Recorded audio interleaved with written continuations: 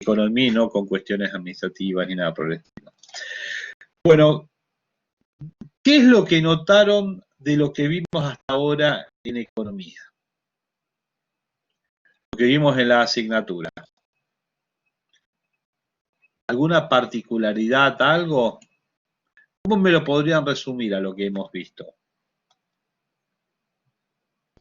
Y profe, más que nada es el comportamiento de las empresas y de las familias, más, digamos, más chico que lo que sería la macroeconomía.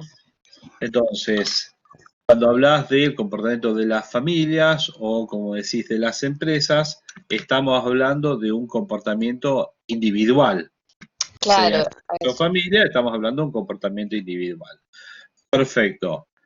Eso es justamente el observar cómo es la conducta de un consumidor, de una unidad familiar como propietario de los factores de producción, cosa que vimos cuando hablamos de mercado de factores, incluso los incentivos para no participar ofreciendo un servicio público, cosa que expliqué dentro de lo que serían las fallas del mercado. Son todas conductas individuales que analizamos en forma individual y por eso también vimos tipos de mercados y les explicaba que en un oligopolio homogéneo se compite por precio, que el monopolista aprovecha al máximo por el mercado. Estamos hablando de todas situaciones particulares de un pedacito de la economía. Y eso es justamente a nivel modelístico, la síntesis neoclásica o el modelo neoclásico, con todas las críticas que pueden venir después.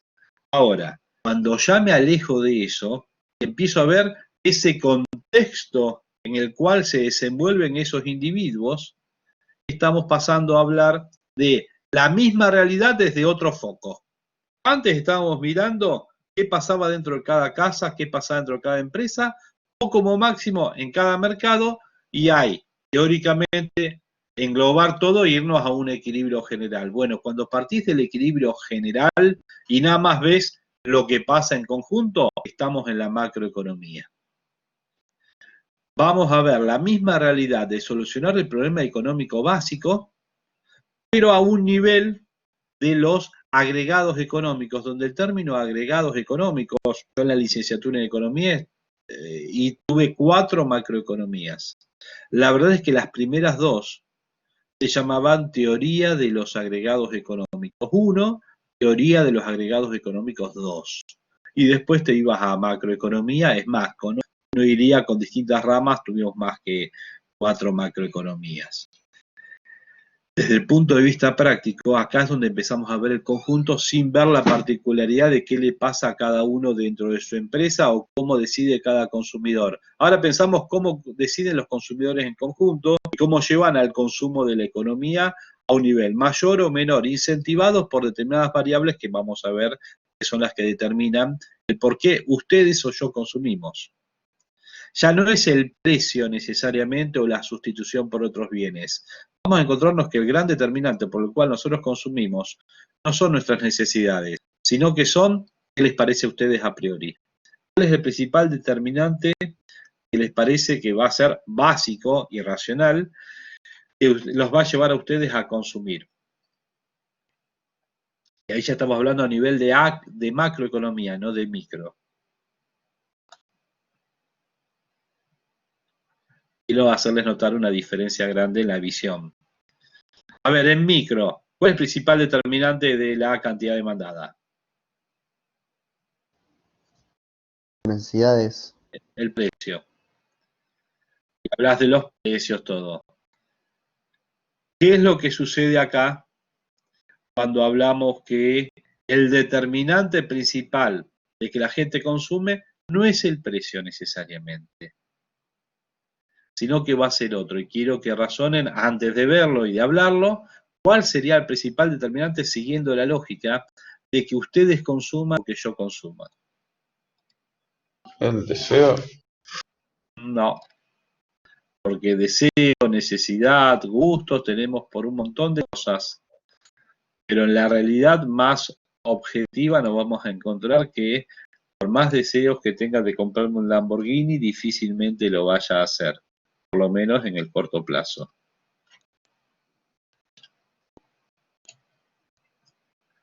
Ahí está, ahí apareció Agustina diciendo algo que es mucho más cercano a la teoría económica con la cual comenzó la teoría macroeconómica, que es con el keynesianismo. ¿Escuchó hablar de un señor llamado Keynes? Keynes, se lo escribe, por eso todo el mundo habla de Keynes, pero realmente se diría Keynes. ¿Alguno escuchó hablar de Keynes? No sé mucho sobre él. Bueno, pero por lo menos te suena en los oídos haber escuchado de él. Es más, creo que al inicio de la materia hablé, o por lo menos vi una filmina y hasta vi una fotito de Keynes en algún lugar, en las primeras presentaciones.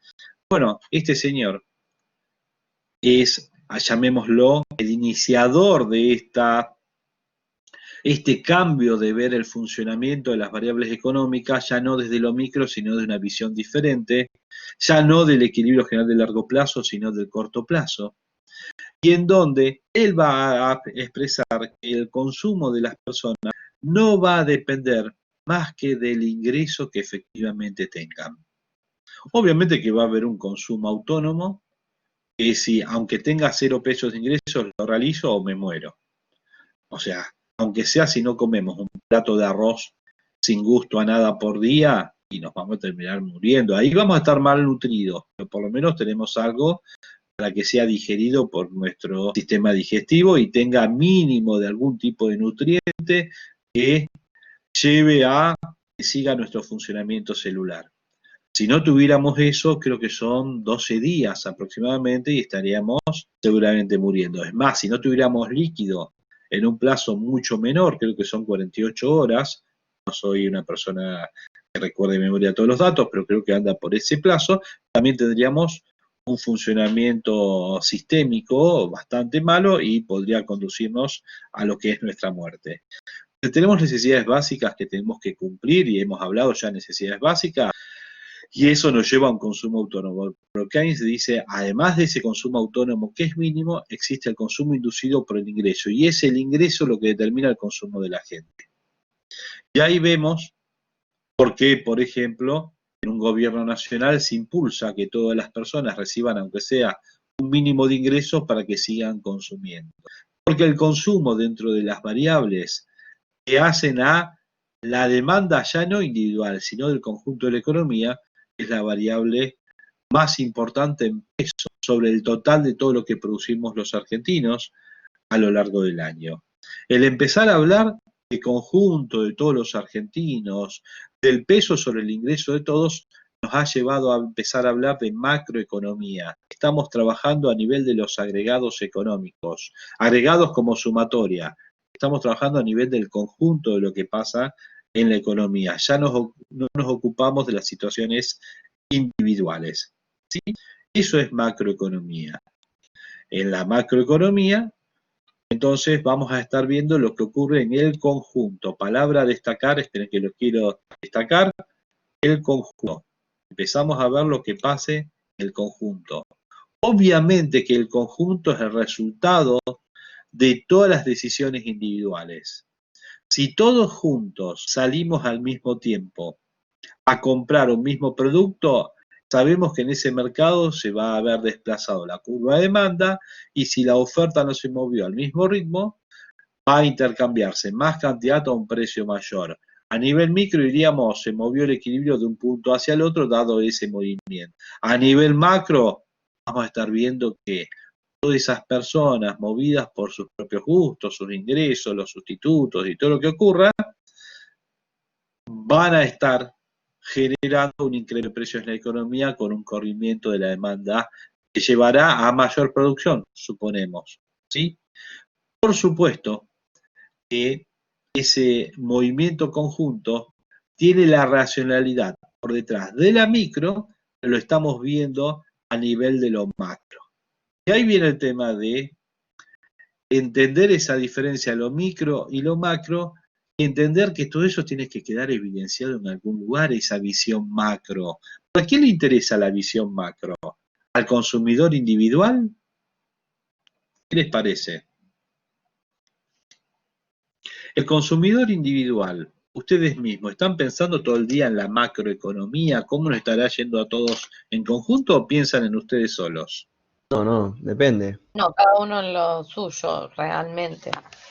La realidad es que todos somos racionales y egoístas y primero vamos a pensar en nosotros.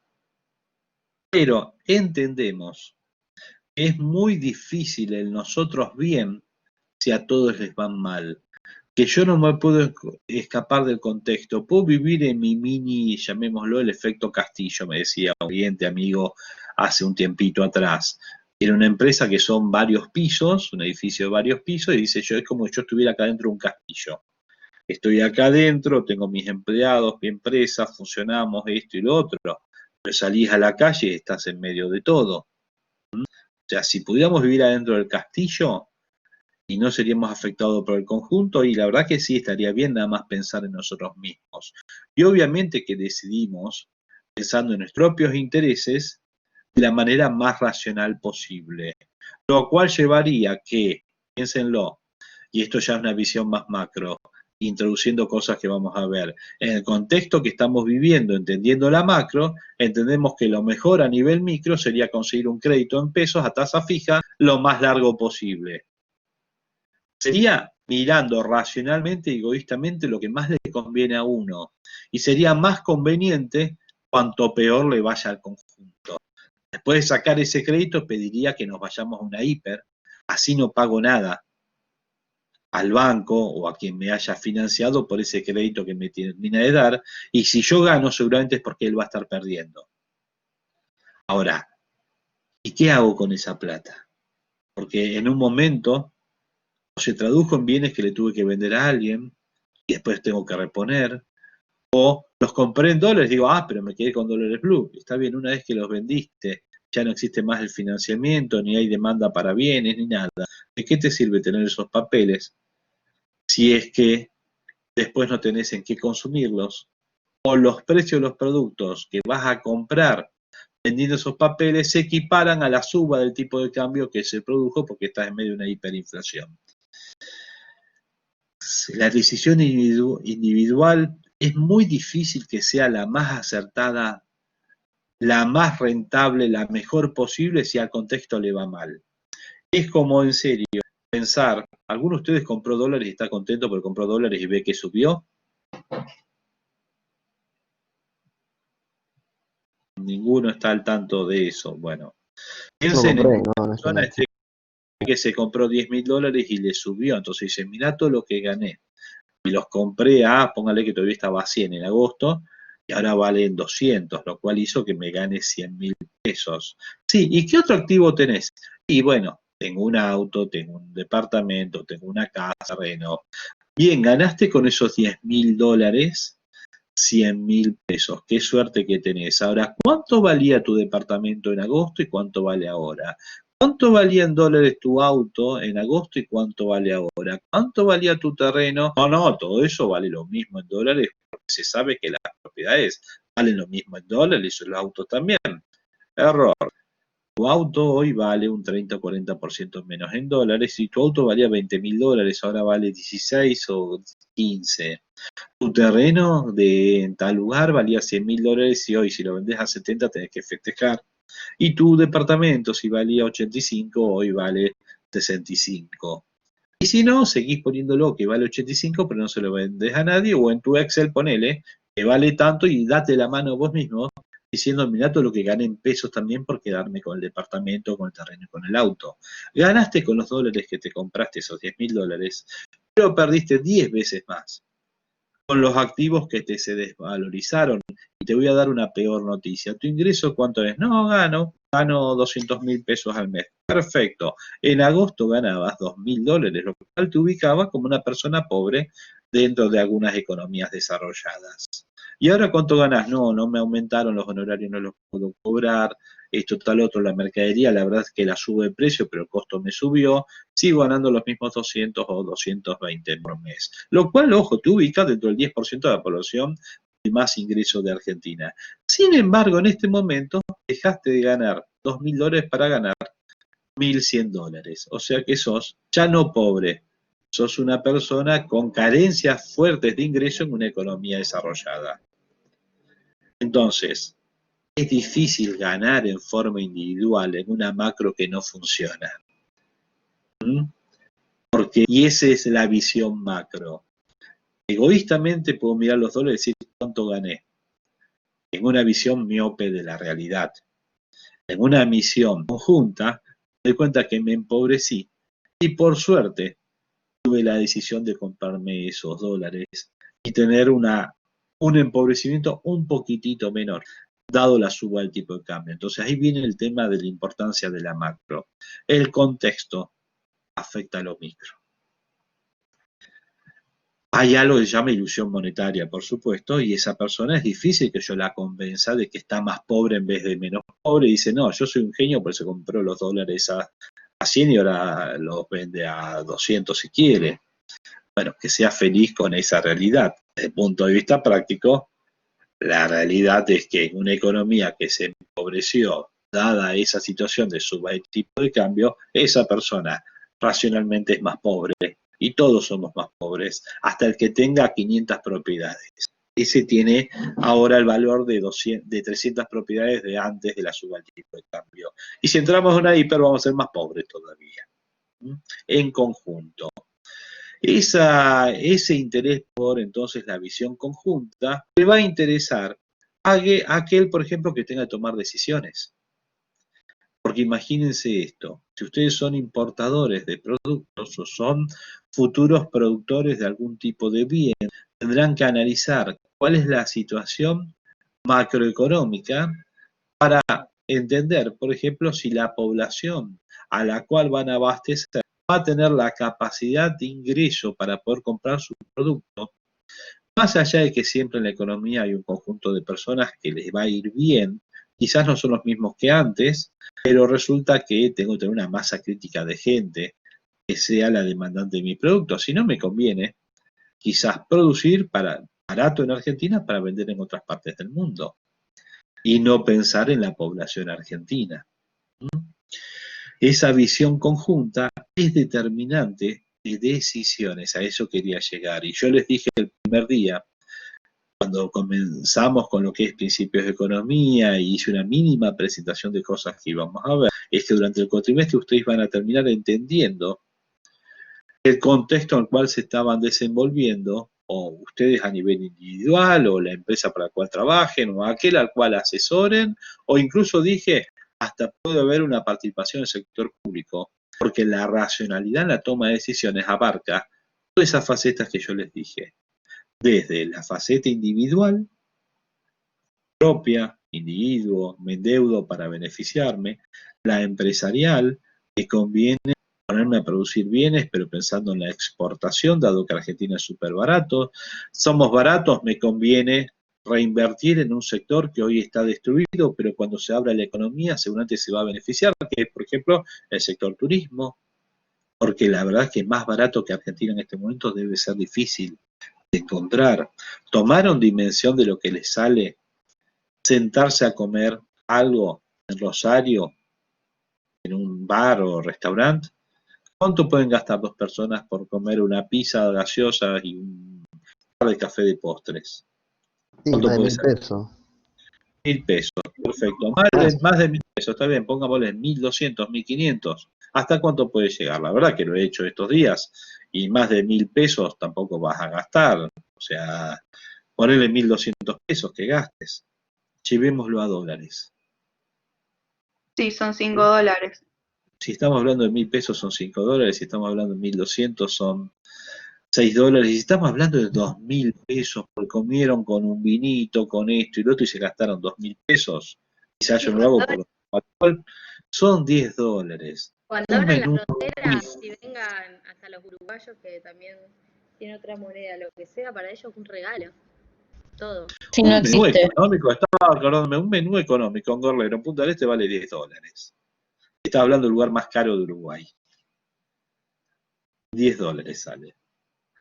Imagínate un tipo de Montevideo de Paysandú. Paysandú, Fray Bentos se cruzan los de Paysandú a Colón y los de Fray Bentos a Gualeguaychú a comprarse todo. Vamos a volver a ver las imágenes, por lo he visto. La persona en la motito, dos arriba de la motito con las bolsas en la mano, uruguayos tratando de cruzar el puente de vuelta a Uruguay.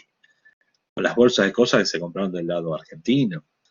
¿Por qué? Porque les va a salir un regalo. La nafta desde el combustible en adelante, se van a cruzar para poner combustible y volver. El tema del coronavirus lo frenará, pero ¿por qué Argentina dice, abramos la frontera a partir de diciembre? No sé cuándo efectivamente queremos abrir las fronteras al turismo.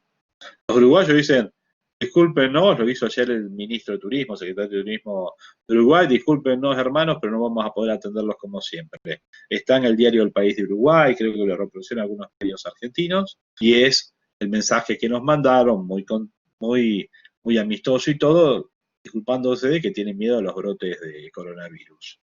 La verdad es que Uruguay, si no recibe turistas y además abre las fronteras con Argentina, va a tener el movimiento de uruguayos que van a salir a comprar la yerba del lado argentino para tomar yerba como toman todo el día los uruguayos. Y de ahí en más el combustible y todo. Uruguay, que no puede hacer entrar turista porque quedó carísimo, más allá de la inversa, que es que se quieren proteger, discúlpeme, complemento que quieren proteger el coronavirus. La verdad es que para nosotros ir a Uruguay va a ser imposible, porque sentarte a comer por $10 un menú económico significa gastar 2.000 pesos para comer un menú económico. Ni me imagino sentarme en la pasiva y caminar de uruguayos por 2 chivitos y un par de gaseosas, porque significaría gastar 5.000 pesos por 2 chivitos y una gaseosa. Entonces el argentino, obviamente que habrá una clase que lo pueda hacer, quizás, pero el grueso de los argentinos que en el año 2018 poblaban las playas uruguayas y no había espacio para más argentinos, 3 años después no pueden pisarlo, porque desde el peaje de que pasás en Mercedes en adelante empieza a salir toda una fortuna.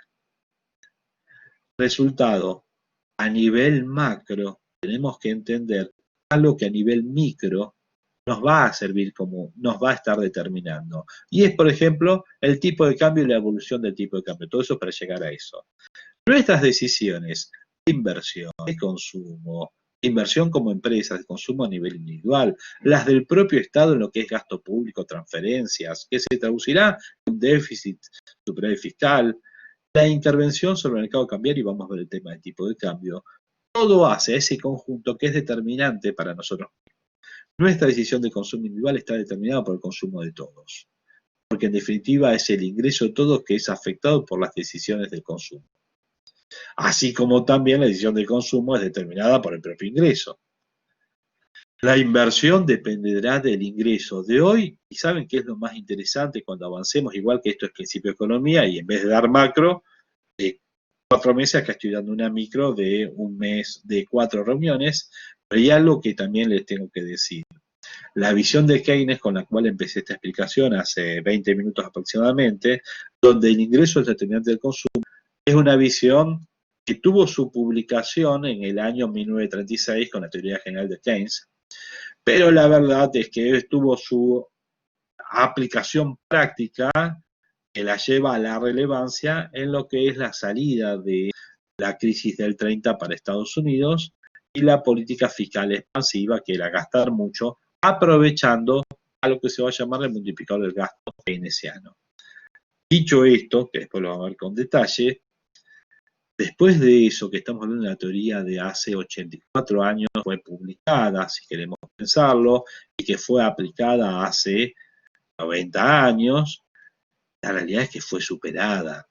Y en la propia macroeconomía hubo varios avances hasta llegar a una teoría tampoco reciente, de hace 50 años atrás, que explica mucho mejor de qué es lo que determina el consumo a última instancia de las personas, y no es tanto el ingreso de hoy. ¿Alguno vio la entrevista de Guzmán en alguna repetición o quizás en directo el viernes pasado con Alejandro Fantino en un programa de la tarde, 5:30, habló Guzmán? Lo anunció y 5:30 Guzmán. La verdad no estaba viendo el programa, vi como la noticia que hablaban que iba a hablar 5 y pico, lo puse, me quedé escuchando 10 minutos, me cansé de escuchar tantos errores técnicos de un ministro de Economía. La verdad es que dije, después lo termino de escuchar y seguí después viendo de qué había hablado. Pero la verdad es que Guzmán sí dijo algo, más allá de no saber diferenciar entre devaluar y depreciar, o que la convertibilidad era nada más que un acuerdo cambiario y se olvidó todo un plan económico que llevó un año entero de aplicación, y algún otro detalle más en donde le erró bastante, demostrando un desconocimiento importante de la economía, por lo menos argentina. Lo que sí dijo razonablemente es que querían cambiar expectativas y realmente gran parte de la demanda agregada de una economía depende de las expectativas, de lo que esperamos hacia el futuro. Si consumimos dependiendo del ingreso, una parte importante de nuestro consumo, quizás no el ir a la verdulería a comprar 4 tomates. Tenemos que comer algo, lo compraremos y no. Sino el comprarnos una nueva computadora y no deja de ser un consumo, el comprarnos ropa y financiar la compra, si es que un par de zapatillas ahora sale 15.000 pesos.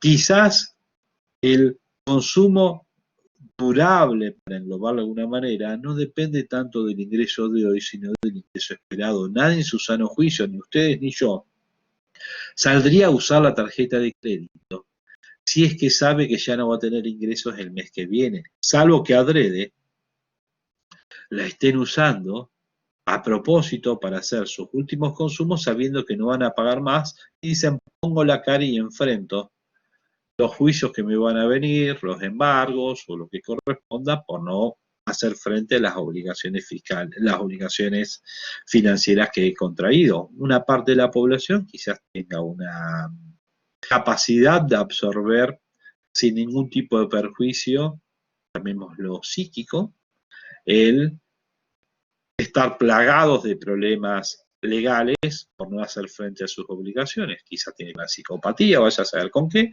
pero ahí puede haber personas que adrede puede estar en esa situación. El grueso de la gente, si lo llaman para cobrarles, reacciona. Si recibe una carta de documento, se preocupa y se siente mal y termina no durmiendo porque no puede cumplir sus obligaciones. El grueso trabaja de esa manera. Por eso es que a propósito, o no quieren que le embarguen el sueldo. Entonces, a propósito, trata de endeudarse si es que sabe que va a pagar. En todo caso, verá si le conviene pagar en 18 cuotas y no de una sola vez, por lo que les decía al comienzo, inflación y todo, pero no lo hace sabiendo que no va a pagar. Entonces, si yo sé que mi ingreso está en veremos, no me endeudo, porque no sé cómo voy a pagar mis obligaciones y no quiero estar sufriendo porque me entra en mi casa y me embarguen el televisor o las computadoras. Entonces, el ingreso futuro es el determinante del consumo más importante, el consumo durable. El que nos cambiemos el auto, nos compremos el auto, el que nos compremos el bien grande, no el kilo de papas en la esquina todos los días. Y también la inversión y hablar. Hace un rato, antes de empezar la clase, hablaba con alguien con el cual tengo que realizar un plan de negocios, y su inversión o en la cual está embarcada la sociedad que está conformando se mide en varios millones de pesos. Esas personas no van a tomar esa decisión de inversión si es que no están, de alguna manera no digo seguros porque nadie puede dar seguridad, pero con algún tipo de expectativa positiva respecto a que si se van a aplicar esos fondos en esa actividad, no seguramente, tienen altas posibilidades de ganar plata en base a esa decisión de inversión. Nadie invierte pensando en que va a perder dinero, porque no sería racional ni sería egoísta, que es lo que vuelvo a repetir por segunda vez en esta explicación, es en definitiva lo que somos el conjunto. Personas que tratamos de obtener, como lo vimos en micro, el mejor resultado para nosotros mismos. Después, si se da o no, serán los errores que podemos tener en nuestra percepción respecto al futuro y qué es lo que sucede y qué es lo que no sucede. ¿Alguna pregunta hasta acá? ¿Ninguna? Entonces, todo este preámbulo para decir está bien, entiendo que a quienes les interesa, a todos nos interesaría, y creo que quise englobar a propósito que también le interesaría mucho a quienes que tienen que tomar decisiones, tanto en el sector privado como en el sector público.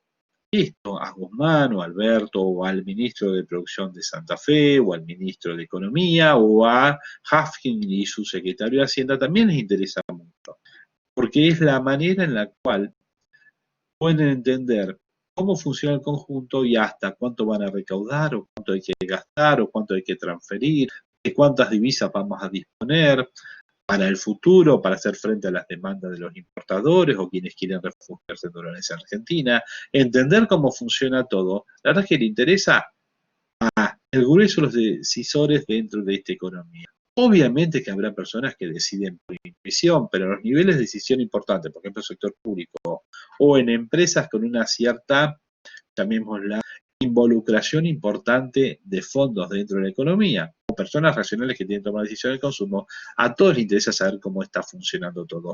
Y eso lo demuestra la aparición de tantos economistas por medios. Si no, ¿para qué querés a un grupo de tipos que hablan de algo tan aburrido como cómo le va a estar dando al conjunto de la economía el producto a futuro, si va a subir el tipo de cambio o no?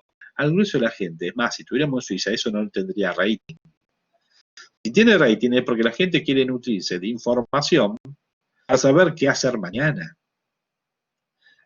Y eso es porque nuestro contexto es bastante cambiante o hay bastante, llamémoslo, posibilidades de cambios importantes que van a afectar nuestro nivel de vida. Pero en definitiva, la macro, y es con lo que expliqué de esa persona que se compró $10.000 pero perdió con el auto, el terreno y el departamento, la macro afecta a nuestro nivel de vida. Por eso es que, entendiendo que es importante contabilizar lo que está ocurriendo, presentarlo de alguna manera, se genera, primera cosa, un sistema de presentación de cómo está funcionando esa macro, que se llama contabilidad nacional. ¿Vieron que han visto contabilidad ustedes y les hablaron de un sistema de información contable? Bueno, piensen que hay un sistema de información contable, pero para el país.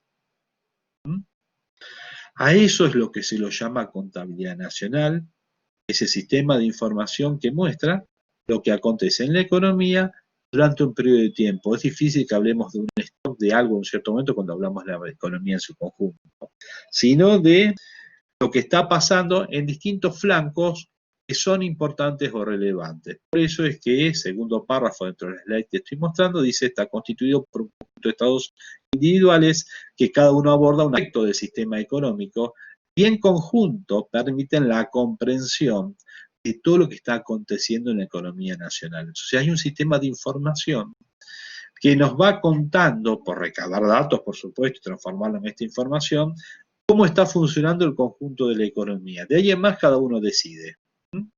¿Quién se ocupa de generar todo esto? El Instituto Nacional de Estadísticas y Censos, o sea, INDEC, y presenta y tiene varias publicaciones. No lo quise hacer antes para no agobiarlos. Generalmente uno lo que hace es entrar en INDEC y ir bajando todos los distintos informes que van surgiendo, para ir recabando todo lo que va pasando en la economía argentina. De ahí es que algunos salen a explicar, nos está pasando esto, nos está pasando lo otro. ¿De dónde se imaginan más los datos? Nadie tiene la capacidad de generar mejor información dentro de Argentina por una cuestión de trabajar a nivel global, y nadie en una consultora tiene la posibilidad de invertir el monto y tener la cantidad de recursos necesarios, humanos, para poder abarcar la totalidad de la economía argentina. Entonces, todos los que escuchan que hablan en los medios se están nutriendo de informecitos del INDEC, más allá de algún estimador que alguno tome y que genere en forma individual, pero que los datos a última instancia lo está sacando de una cámara o de algún tipo de informe sectorial muy particular. El grueso saca del INDEC. ¿Y qué es lo que vamos a ver con ese conjunto de informes particulares que publica el Instituto Nacional de Estadísticas y Censos? No porque quiere tener monopolio, vuelvo a repetir, porque es un ente público. Hagan de cuenta que está brindando un servicio público, eso que hablábamos en micro. Está brindando información, no en tiempo real, en lo que le lleva a publicarlo, quizás elaboración siempre con un delay de 3 o 4 meses a lo que ha ocurrido, pero que sirve para clarificar el funcionamiento de la economía. Lo hace nuestro INDEC, lo hace la Oficina de Estadísticas de Estados Unidos y tiene un calendario de presentación muy concreto, lo hace la Reserva Federal, lo hace la Casa Blanca, lo hacen en Europa, desde el Banco Central Europeo, distintos institutos a nivel nacional, que van mostrando cómo va funcionando y tienen fechas precisas, un calendario, y tal día y tal día van presentando tales informes, y es gente que está trabajando y va realizando informes de la situación en ese sector en particular.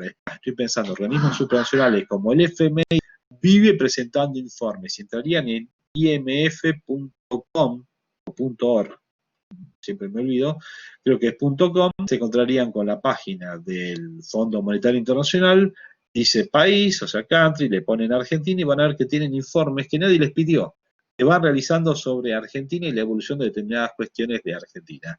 Y que tienen gente realizando research, investigando, recabando datos, escribiendo en base a esos datos y haciendo, llamémosle, proyecciones de cosas que van a ocurrir. Y en base a todo eso uno va imaginando, no solo lo que ha pasado, sino también previendo, imaginando lo que va a pasar. ¿Qué es lo relevante? Y, por ejemplo, ¿cuánto es el ingreso de todos nosotros? Eso se engloba en algo que se llama la cuenta de Producto Ingreso.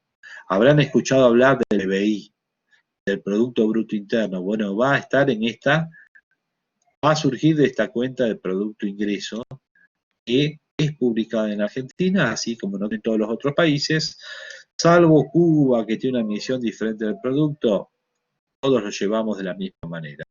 Ahí viene un temita, ¿por qué lo llevamos de una cierta manera a todos los países? ¿Por qué seguimos la misma metodología? Han de cuenta que hay una norma contable internacional que todos los países de alguna manera adhieren y la llevan de esa manera. Uno podría decir porque es la mejor manera de hacerlo que se ha descubierto, lo cual sería decir, bueno, esta es la forma de llevar el cálculo del producto, porque es lo que a todos nos parece en conjunto, más allá de con distintas evoluciones, es la manera más cabal de mostrar cómo está funcionando la actividad económica de cada país.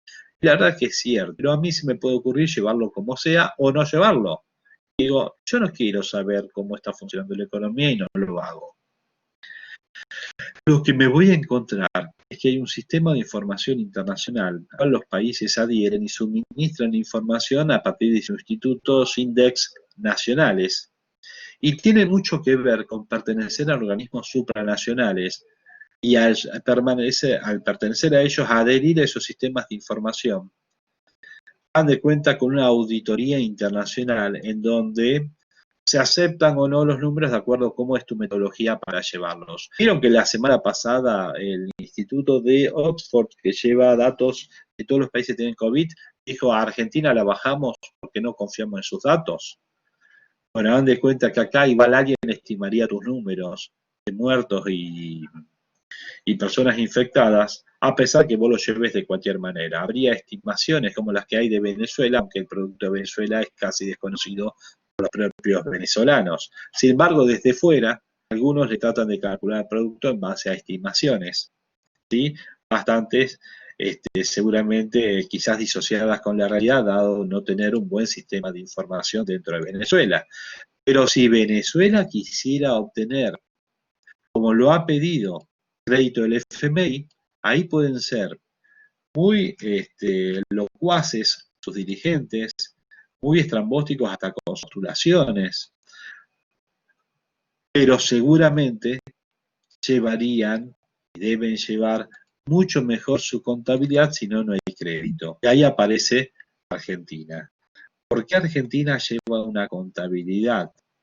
O ha llevado una contabilidad creativa en muchas cosas y sin embargo el producto la ha tratado de mantener dentro de parámetros internacionales en lo que es el cálculo. Por ejemplo, la inflación la inventamos. El producto quedó desvirtuado ante los cambios de inflación, pero tampoco decimos que crecemos el 12 cuando no crecemos, ni que no decaemos tanto, realmente decaemos. Porque Argentina, en un momento que estuvo muy mal económicamente, que no llevaba su contabilidad casi, no se sabía cuánto es efectivamente de lo que producía Argentina, para obtener financiamiento internacional, reestructurar su deuda, conseguir hasta el aval de sus nuevos bonos, o sea, su nueva deuda por parte del Tesoro norteamericano, tuvo que adherir a llevar su contabilidad según los parámetros internacionales. Eso fue, o la razón por la cual sucedió esto fue la reestructuración de deuda del año 92. El ingreso de Argentina lo llamó el Plan Brady y fue justamente parte, aunque no lo diga así el ministro de Economía, de lo que llamó el plan de convertibilidad. El plan de convertibilidad abarcó desde un arreglo cambiario, abrir la economía, privatizar, reestructurar el sector público y al mismo tiempo reestructurar su deuda argentina con una quita del 35% en la misma, obteniendo tesoro norteamericano garantía de la deuda argentina. Todo ese paquetito a cambio tenía que Argentina realice todas esas transformaciones Y por supuesto, lo más básico era dejar de llevar las cosas en una libretita con un almacenero, como a nosotros se nos ocurría, y seguir una contabilidad internacional para nuestra propia contabilidad nacional. Y eso nos llevó a generar la cuenta de Producto e Ingresos según los patrones internacionales de cómo realizarla. Estoy diciendo que cuando habré cursado Teoría de Agregados 1, el profesor de ese momento, un profesor que era muy bueno, me acuerdo, Tobar de apellido, nos explicó estos temas y al mismo tiempo dijo, si quieren saber cuánto es el producto de Argentina, no lo sabemos. Hay estimaciones de que es tanto porque no se lleva un número real de cuánto es el producto de Argentina. Estamos hablando del año 91. O sea que en el año 91 no se sabía realmente bien cuánto era el producto de Argentina. En el año 92, junto con el Plan Brady, empezamos a llevar la contabilidad de Argentina, por eso muchas veces en las series históricas de producto o de lo segundo que voy a explicarles, que es la balanza de pagos, se van a encontrar que los números comienzan en el año 92.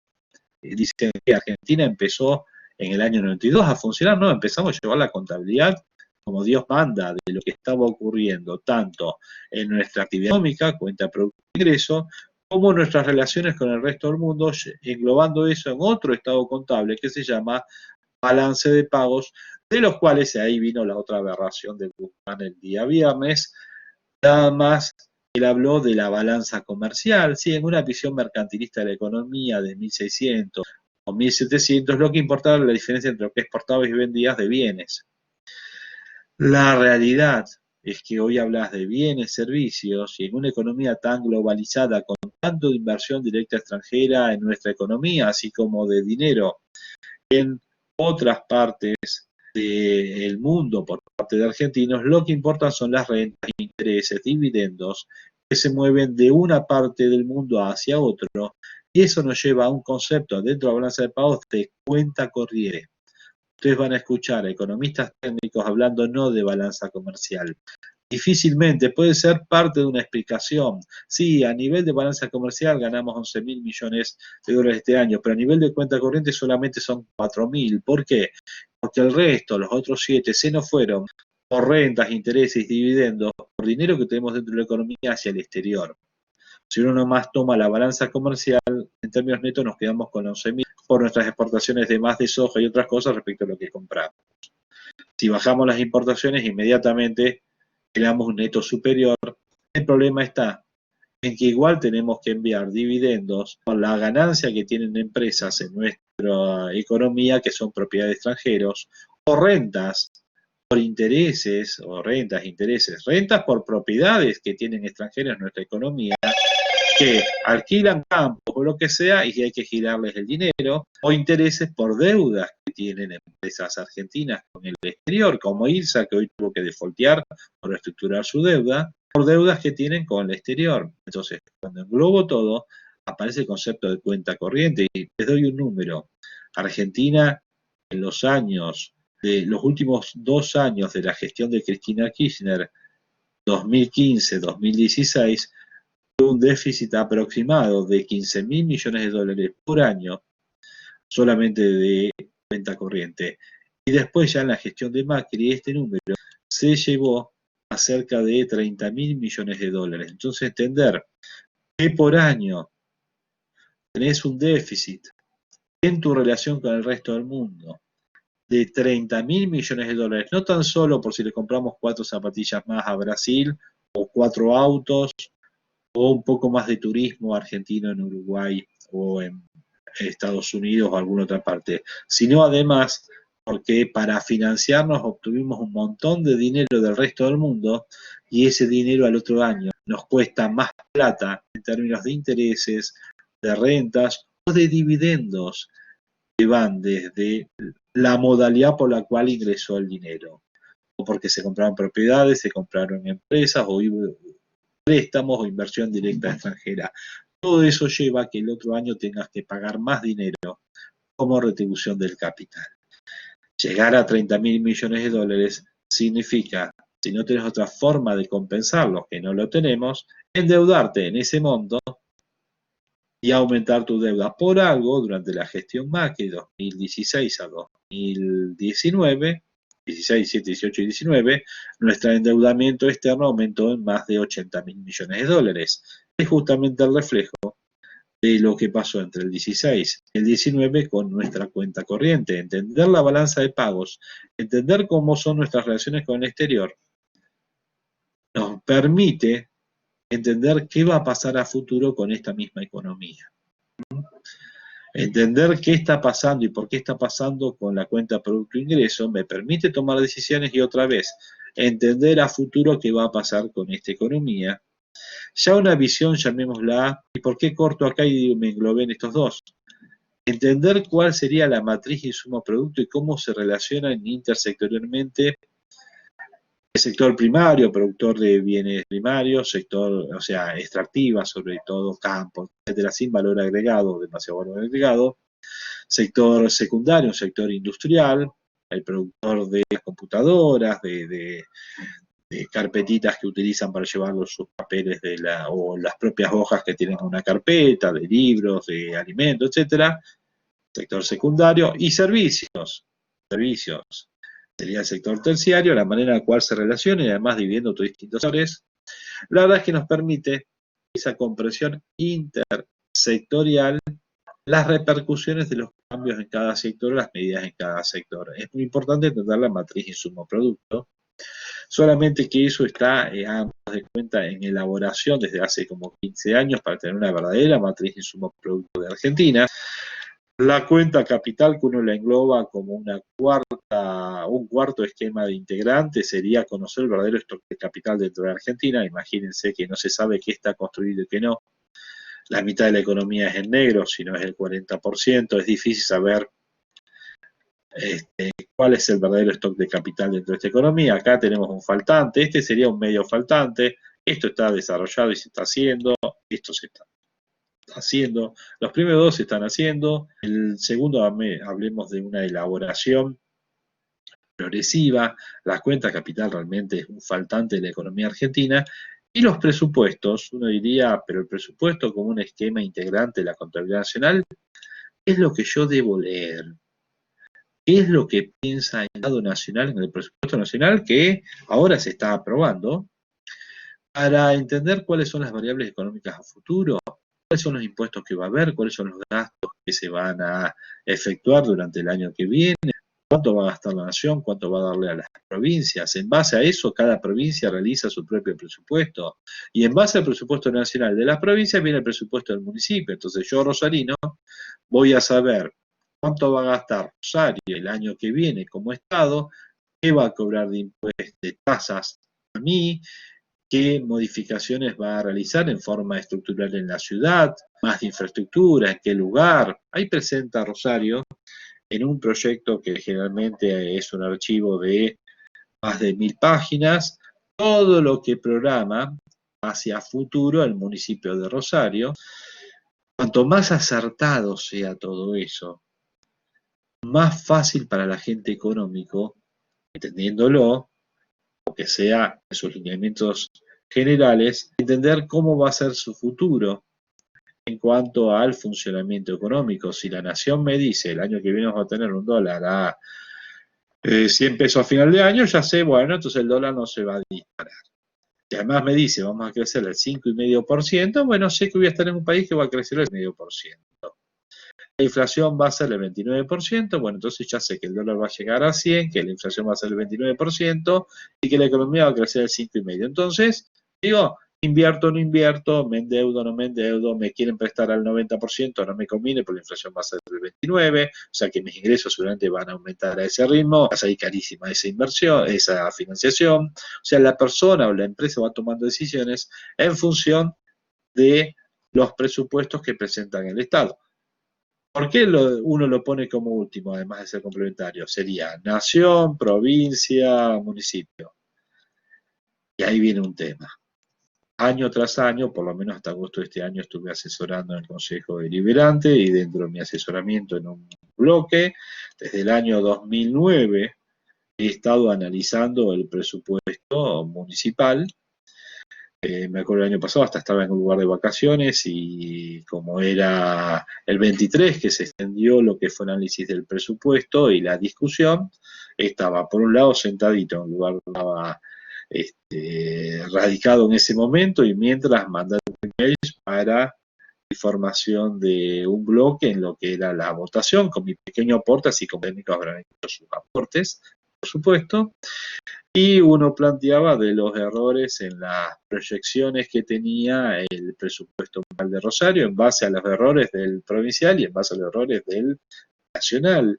Y por lo tanto el déficit fiscal con el cual íbamos a convivir este año, ni imaginándose el verdadero déficit que se iba a dar por la situación de pandemia que cambió, por supuesto, todo lo que uno hubiese proyectado.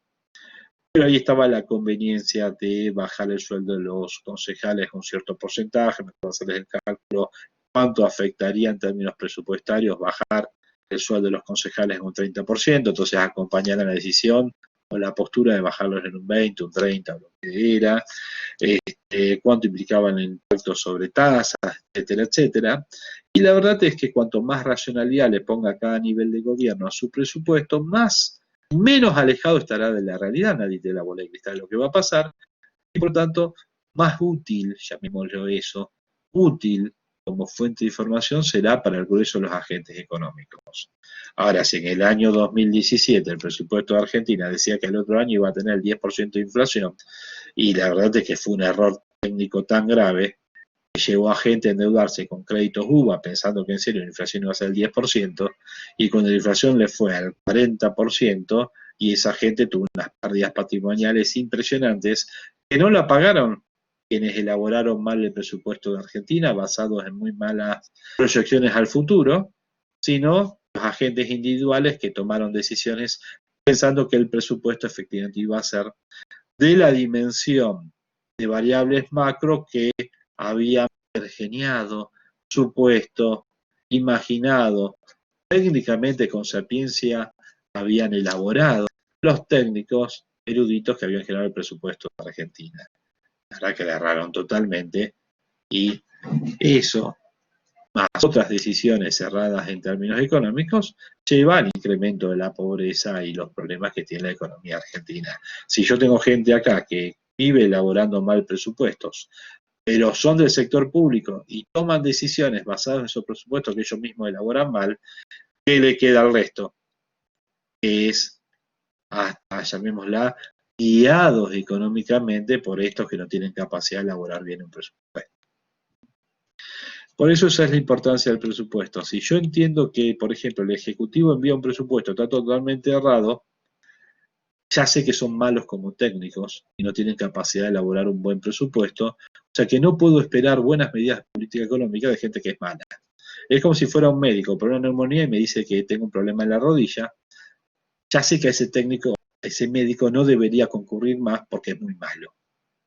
Si entiendo que el presupuesto de Argentina, tanto ojo el del 2000, elaborado el 2007 para el 2018, con muchos errores, fue mal elaborado y sé que esa es la gente que conduciría técnicamente un nuevo gobierno de Cambiemos, y ahora que digo, no votemos a Cambiemos porque son muy malos en términos técnicos. Si sé que el presupuesto del año que viene de Argentina, elaborado por los técnicos actuales del gobierno de Alberto Fernández, hablan de una realidad que difícilmente se vaya a dar y que hay una coincidencia de técnicos de cualquier, llamémoslo, orientación política, desde los independientes hasta los opositores, pero también los oficialistas, hasta el jefe de gabinete diciendo nos vamos a pegar una piña por la pandemia, vamos a ocupar a alguien, pero nos vamos a pegar una piña ahora, un golpe muy grande, y lo dijo Santiago Cafiero ayer. La verdad es que por otro lado tengo a un señor que habla desde el jardín, no sé si alguno habrá visto la película Desde el Jardín, era un jardinero que lo pusieron creo que termina siendo el ministro, el jefe de gabinete de un presidente.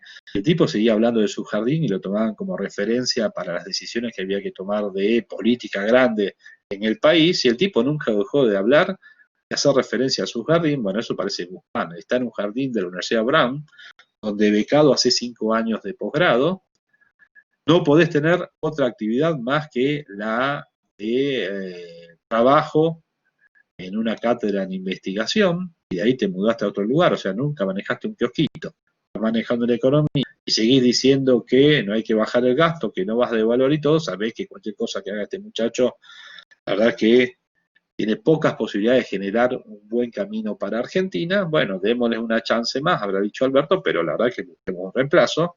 El presupuesto logrado por ese muchacho es tan fantasioso como que yo les diga que peso 75 kilos. Entonces, ¿es importante el presupuesto? Sí. En el orden es mucho más importante entender cómo están las cosas. Muy, pero muy importante, y es el complemento perfecto, entender cómo es mi relación con el exterior. Para el manejo interno de la economía, entender relaciones, la matriz insumo-producto. Sería muy bueno conocer el verdadero estado del capital. Es un buen complemento entender cómo los técnicos de distintos niveles del sector público proyectan el funcionamiento de la economía del futuro. Ahora, como sé que acá puedo tener muchos errores técnicos, ya sea por sapiencia o hasta por intencionalidades políticas, querer mostrar que las cosas van a ir mejor, diciendo que vamos a crecer mucho, que no va a ser tan inflacionario, que el tipo de cambio no se va a disparar, porque quiero hacer expectativas desde mis proyecciones, y bueno, sé que este es el menos importante, se realiza, es un gran avance de la década del, llamémoslo, del 2000 en adelante, incluso de tiempos de Menem, no diría los 90 en adelante, de ir trabajando con prestos. Antes del CAT era con el ejecutado. Es más, este año, me está olvidando un detalle, no tenemos presupuesto nacional año 2020. No se lo aprobó el año pasado y se está trabajando sobre el presupuesto del 19. ¿Qué se hace cuando no se aprueba un presupuesto?